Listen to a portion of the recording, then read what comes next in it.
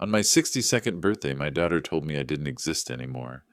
Not with tears or a trembling voice, just a text message. Cold, sterile. Like she was closing a bank account instead of cutting off her father. Dad, disappear from my life. From now on, you don't exist. I stared at that glowing screen inside a Perkins, off me 35 in Duluth, Minnesota. My meatloaf sat half-eaten, the mashed potatoes going cold. The waitress, a kind woman with tired eyes, had just dropped off a slice of banana cream pie on the house after I told her it was my birthday. And right then, while the rest of the booth smelled like black coffee and fryer grease, my whole world cracked. Before we continue, let me know where you're watching from in the comments. I want to know if my story reaches farther than the edge of Lake Superior. At first, I thought maybe she was joking. Kelsey's always been dramatic in texts, full of ellipses, typos, and emojis. But this one was different. Perfect punctuation, no extra letters, and it came at 8:17 p.m. My Life 360 app showed her still checked into her Orange Theory class in Canal Park, treadmill interval from 5:45 to 7:15. So how could she have written it while running sprints? I didn't reply. My fork just hung in the air, heavy as lead. I thought back to every sacrifice that had led here. I'm a retired electrician, local 242. For 30 years I worked overtime pulling wire in -20 Januaries, sparks freezing in midair, so my daughter never had to know what overdue bills felt like. I refinanced my West Duluth house in '98 so she could go to St. Thomas University. I co-signed on her Tesla Model Y because she swore public transport was unsafe. I even pulled 40 grand from my retirement for her husband, Evan's North Drift Wellness startup. You want to know the cruelest part? The text didn't just feel like rejection, it felt rehearsed.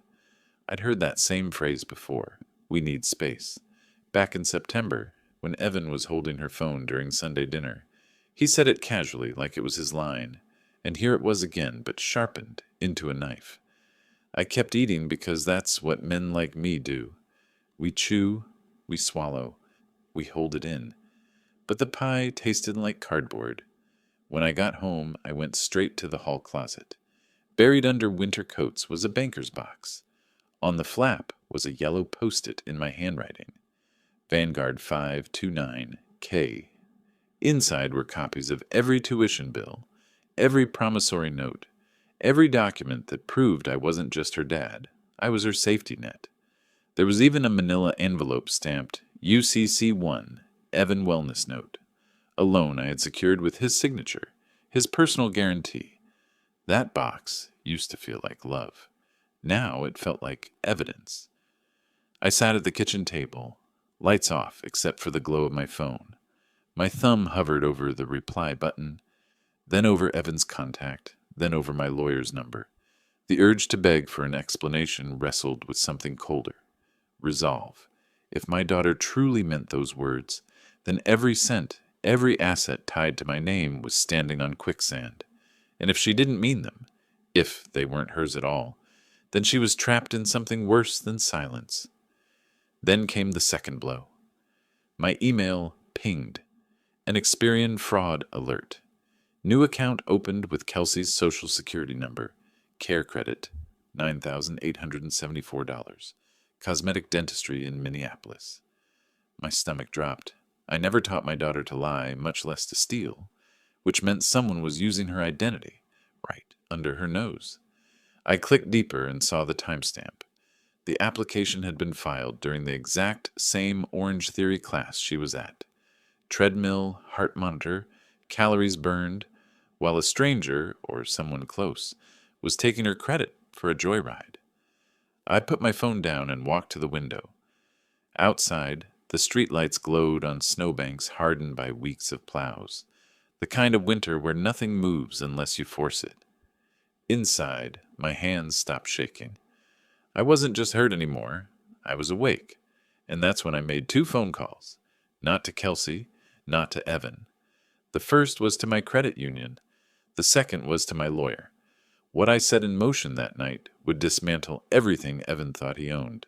But before that, I had to face one more truth. What if my daughter's silence wasn't her choice at all? That question kept me awake till morning, and it was the first crack in a dam about to burst. I didn't sleep that night. I lay on the old sofa in my den with the banker's box wide open on the coffee table. Papers spread everywhere, tuition receipts, mortgage documents, the promissory note with Evan's signature scrawled across it like a promise I knew he never intended to keep.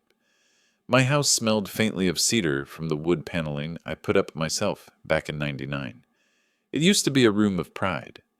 That night, it felt like a war room. Morning light crept through the blinds, pale and unforgiving. I made coffee so strong it could have stripped paint, then sat down with a yellow legal pad. 30 years as an electrician taught me one thing. When wires get crossed, you trace them back to the source. So that's what I did. I listed every line that tied me to my daughter and her husband, every cent, every liability. The list read more like a rap sheet than a father's love.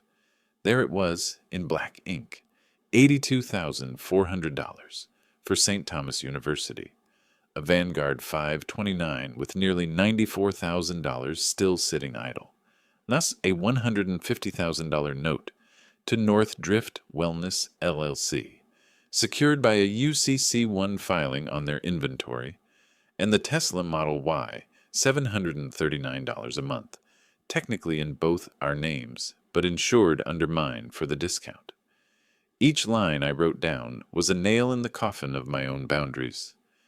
At 9 a.m., I drove to the St. Louis County Recorder's office. It's not glamorous, linoleum floors, fluorescent lights buzzing overhead, but there's power in paperwork. For $46, I revoked the transfer on death deed that would have handed Kelsey my house the minute I died.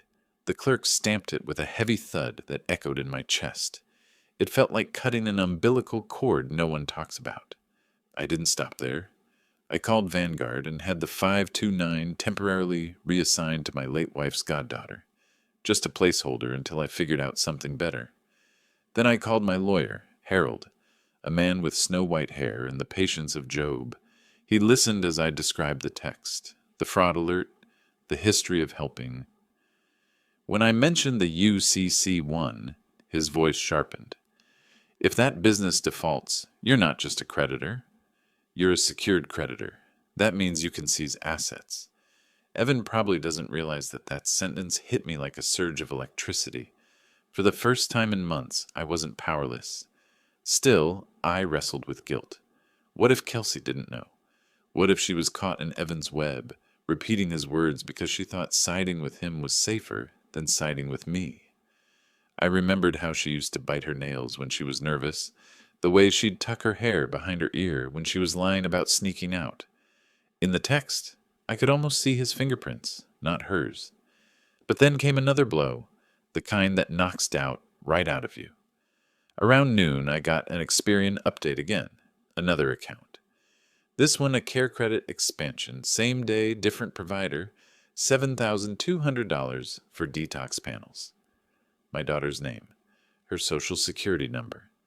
But I traced the IP address through the notification. It pinged from a co-working space in Minneapolis, registered under North Drift Wellness. That was it, the smoking gun. I froze Kelsey's credit across all 3 bureaus and filed an identity theft report with the Attorney General's office. My hands didn't shake this time. They were steady as stone. By late afternoon, I drove past North Drift's storefront in Minneapolis. The windows were tinted, but I could see dust on the reception desk, a stack of unopened mail on the floor. A neon "Wellness is Wealth" sign flickered in the back, half dead. Taped to the glass door was a printed notice. Closed due to supply chain delays. I almost laughed. There it was, the empire I'd bankrolled, already rotting from the inside. When I got home, I opened the banker's box again. This time, I wasn't looking at love letters in the form of receipts. I was looking at ammunition. Every tuition check, every bank transfer, every promissory note was proof that I had built their castle. And if I built it, I could knock it down, legally, cleanly, without ever raising my voice. But the real gut punch wasn't the fraud, or the debt, or even the text. It was the voicemail that hit my phone as I sat at that table, sorting papers into piles of mine and theirs. The voice wasn't my daughter's. It was Evan's, slick and casual. "Hey, old man, you'll get used to it. Families drift apart. Best thing you can do is stay out of the way." He didn't even bother blocking his number. I replayed it 3 times, each one colder than the last. That was my daughter's husband, speaking for her, speaking over her, speaking through her. And that was when I knew this wasn't just about betrayal. This was about rescue. My daughter had sent me a text saying I didn't exist, but it wasn't her voice I heard. The question was, how far was I willing to go to remind her that I did?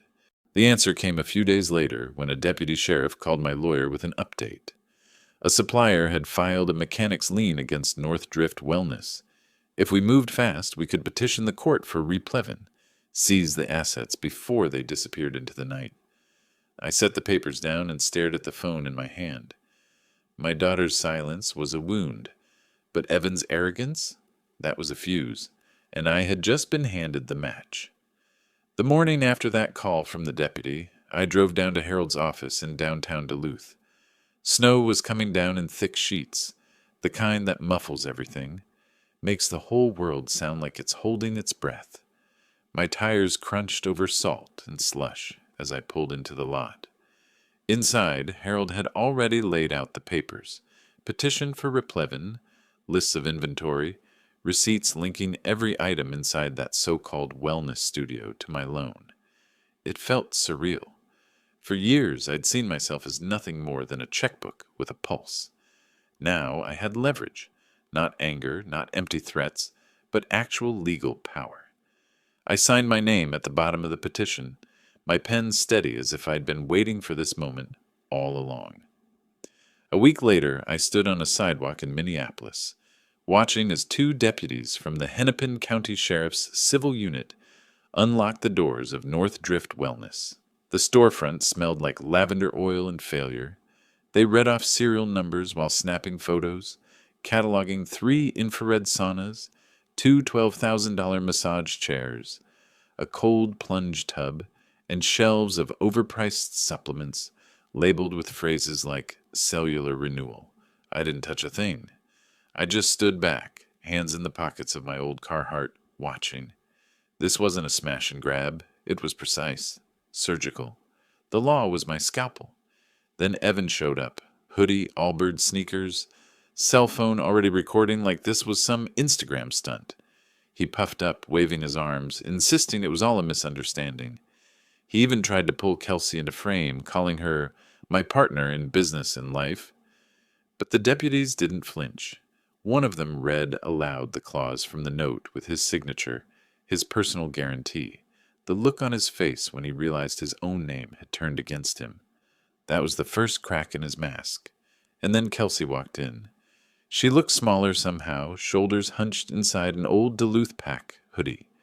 No makeup, eyes red. For the first time in months, she wasn't dressed like the Instagram-ready wife of a wellness mogul. She was just my kid again. She didn't look at me right away. Instead, she whispered to Evan, but I caught the tremor in her voice, and when her eyes finally met mine, there it was. Shame? Yes. But also something like relief. She mouthed 2 words I'll never forget. "I'm sorry." That apology didn't heal me. It broke me all over again. Because now I had to face the hardest question of all. Was she guilty, or just caught in the crossfire of a man who used her voice like a weapon? I pulled a cheap flip phone from my pocket, the kind you buy at Walgreens for $20. I set it on the counter in front of her. "If you want out," I said quietly, "text SAFE with the locker code. I'll come." No questions. Evan snapped. He shouted, called me controlling, claimed I was sabotaging their dream. But the shouting died fast when a woman in a dark blazer walked in. She introduced herself as an investigator from the Minnesota Attorney General's Consumer Division. She carried a folder stuffed with complaints, patients billed for fake detox panels, PPP loan paperwork with copy-paste payroll entries, and not one, but two care credit accounts opened under my daughter's name. The deputies exchanged looks. One stepped outside and returned a moment later with red and blue flashing behind him. The investigator read out the charges, and before I knew it, Evan was in handcuffs. His live stream cut out mid-sentence, the phone clattering to the floor. You'd think I would have felt triumph in that moment, but all I felt was a strange emptiness, like breathing in after a long plunge underwater and realizing the air doesn't taste the same anymore. Kelsey stood frozen. Tears streaked her cheeks, her hands trembling. She whispered again, this time so soft I had almost missed it. Dad. He made me send it.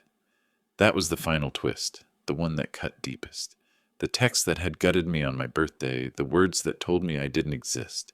They weren't even hers. They were his. The deputies led Evan out into the snow.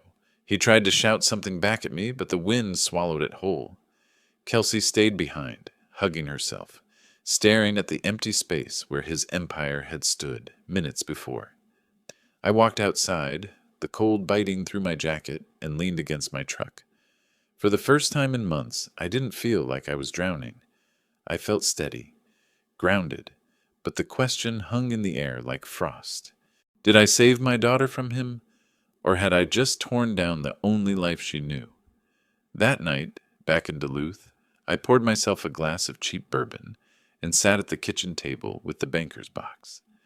Half the documents were back in order, the other half scattered like wreckage. My phone buzzed once. Unknown number. One word on the screen. Dad? I didn't answer. Not yet. Because the next move wasn't about revenge anymore. It was about deciding whether love meant building a bridge back or leaving the rubble where it fell. And that choice was going to change everything.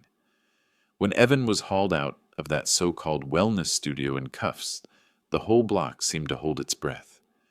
Snow was falling in slow, heavy flakes, catching in the blue and red flash of the squad car lights. Neighbors poked their heads out of doorways, curious. For the first time, his slick little empire had turned into a public spectacle. And I just stood there, hands in my pockets, watching a man who had stolen my daughter's voice finally lose his. But justice on the sidewalk wasn't enough. He still had his claws in her finances, in her reputation, in the life she thought was hers. If I didn't cut every line, he'd wriggle back in somehow. So I went back to my lawyer, Harold. His office smelled of old leather and burnt coffee, the kind of place where legacies are untangled. I laid out the next move with a clarity I didn't know I had. We pull the plug on everything, I told him. The Tesla lease, the credit lines, the allowance. Effective immediately, Harold didn't even blink. He slid the thick folder labeled UCC Replevin, executed to the side, and pulled out another one. My revocable trust. Every page was a string I'd tied to my son-in-law's balloon, and now I was ready to let it pop. The calls started almost instantly. First from Kelsey, numbers I didn't recognize, friends' phones, maybe even payphones. Then voicemails from Evan's brother, demanding I be reasonable. Each one went straight to voicemail. I didn't block them. I didn't have to. Silence was a sharper blade. Meanwhile, the consequences started rippling outward. The first big one hit when the Tesla insurance lapsed. Minnesota doesn't play games with that. Plates revoked. Registration suspended. I got the notice in my own mailbox since the policy was tied to my multi-car discount. I almost laughed as I set it back and the outgoing mail slot marked canceled. Next came the eviction notice. Their penthouse lease, something they bragged about as owning outright, was actually a rental through the trust. 2 months behind on payments now that I'd shut the faucet off. The notice went up on their mahogany-framed door, stark black letters screaming against the beige hallway. 60 days to vacate. I could picture Chloe, pacing that hardwood floor in her $200 yoga pants, shrieking at my daughter, "We own this place! We do!" But the truth was brutal. They never owned anything. Not the car, not the condo, not the endless parade of designer bags she flaunted on Instagram. Every bit of it had been borrowed against my good name. And then came the most humiliating blow: repossession.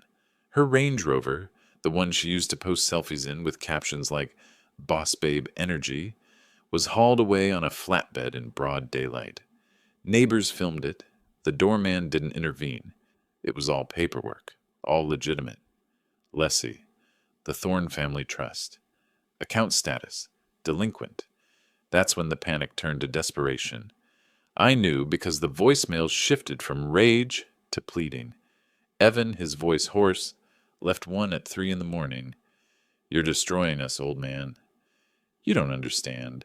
This isn't just money, it's our life. You can't just take it all." But that was the thing. I wasn't taking anything. I was just reclaiming what was always mine. The final act of humiliation came when they decided to confront me directly. I saw it on my security cameras first, their last remaining car pulling up to my gate in Duluth. Evan hammering the intercom button, Chloe waving her arms like a drowning swimmer. My phone buzzed a quiet alert. Vehicle lingering at gate. I didn't move. I was in the rose garden, pruning shears in hand, box cello suites playing in my headphones. They could scream, pound, beg. It all dissolved into background noise. They weren't family at my gate. They were trespassers. Eventually, they spotted me through the iron fence. I could feel their eyes on me, burning holes in my back as I clipped a crimson rose named Mr. Lincoln. I didn't turn, didn't acknowledge them. Just a clean cut above a 5-leaflet stem. My piece against their chaos. When the security patrol arrived, a uniformed officer named Marcus stepped out, calm as ever. He'd patrolled our neighborhood for years. I watched from the hedge as he listened, nodded, then delivered the line that sealed everything. "You're on private property. You've been asked to leave." They slumped back to their car like deflated balloons. Marcus waited until they were gone, then tipped his hat toward the garden before driving off. The silence that followed was absolute. That night, I poured a glass of bourbon and opened my phone's blocked call log. 109 attempts, each one a stone tossed against a wall that wasn't going to crack. The next morning, Harold and I drafted the final stroke, an amendment to the trust. Every dollar, every asset, every line that once fed their entitlement was rerouted. Not to Kelsey, not to Evan, not even to me. It would go to a scholarship fund, a permanent endowment for kids who actually worked for their future. And the kicker? It was at the same university my son-in-law had dropped out of, the one he mocked as beneath him. I slid the papers across Harold's desk and signed. My name was steady, my hand light. For decades I had been writing checks. That day I wrote a legacy. And when Kelsey and Evan finally got the email inviting them to a meeting at Harold's office, they thought it was mercy. They thought their 109 calls had finally broken me. What they didn't know was that they were walking straight into their final humiliation. And I was going to watch them crumble in the very room where I rebuilt myself. The day of the meeting came cold and bright, one of those mornings in downtown Minneapolis, when the glass towers catch the sun and throw it back in your face. I arrived at Harold's office an hour early. The mahogany table in the conference room gleamed like a mirror, the amended trust lying heavy in front of me. It was strange how a single document could weigh more than all the years of sacrifice that had led to this moment. At 10 sharp, the door opened. My daughter walked in first. She looked worn down, thinner than I remembered, her makeup applied like armor that was already cracking at the edges. Evan trailed behind her, still in that same smug uniform, hoodie, sneakers, eyes darting around like he was scouting for cameras. They took their seats across from me, with Harold silent at my right hand. Evan leaned forward first. "We know why we're here," he said, his voice oily. "There's been a misunderstanding, and we're ready to work with you to fix it." He even smiled, like we were partners in a deal. I said nothing. I just slid the thick document across the table. The sound of leather scraping wood echoed in the silence. Kelsey's hands trembled as she opened it. She flipped through pages of dense legal text until Harold gently directed her to Section 3. Her lips parted when she saw the words, all prior beneficiaries removed. No monthly allowance, no trust-backed leases, nothing. Evan's face flushed red. He jabbed a finger at me. You can't do this. We're family. That word, family, hit me harder than I expected. Family had been my reason for every check I'd ever written. Family had been the excuse I gave myself for letting disrespect slide, and family was the very thing they had weaponized against me. I leaned forward, my voice steady. You told me to disappear. So I did. Harold turned to the next section and read aloud. All assets of the Thorne Family Trust shall be transferred into a perpetual endowment, titled the Thorne Next Generation Scholarship, to fund students from low-income backgrounds pursuing industrial design and business administration at Connecticut State University. Kelsey froze, Evan sputtered, and then I delivered the twist I'd been holding back. That's the school you dropped out of, Evan, I said, my eyes locked on his. 2 years of tuition I paid, wasted because you said it was beneath you. Now your failure will pay for the success of kids who actually work for it. The silence that followed was absolute. Chloe made a sound like a choked sob, but Evan just sat there, pale, his mouth opening and closing like a fish gasping on the dock. It was over. Not with shouting, not with violence, but with the stroke of a pen that redirected $32 million away from entitlement and into a future he could never touch again. 6 months later, I stood at a podium in a university auditorium. The air smelled of floor polish and fresh paint, not perfume and catered canapes. In the front row sat students and their families, faces glowing with pride money couldn't buy. I spoke about hard work, about mistakes, about second chances. I told them a legacy isn't the wealth you leave behind. It's the strength you plant in others. And somewhere across town, Evan was learning the weight of consequence. His wellness brand was gone, his reputation shredded by fraud charges, his car repossessed, his name a punchline in circles that once courted him. He had nothing left but the echo of the words he forced my daughter to send. For me, closure didn't come from revenge alone. It came from knowing that every dollar he squandered would now build something lasting. And from the small, fragile text, I finally received one quiet evening. Dad, this time it was hers. What I've learned is simple, but it cost me dearly. Love without boundaries isn't love, it's surrender. The hardest part of being a parent isn't giving, it's knowing when to stop giving, so your children can learn how to stand.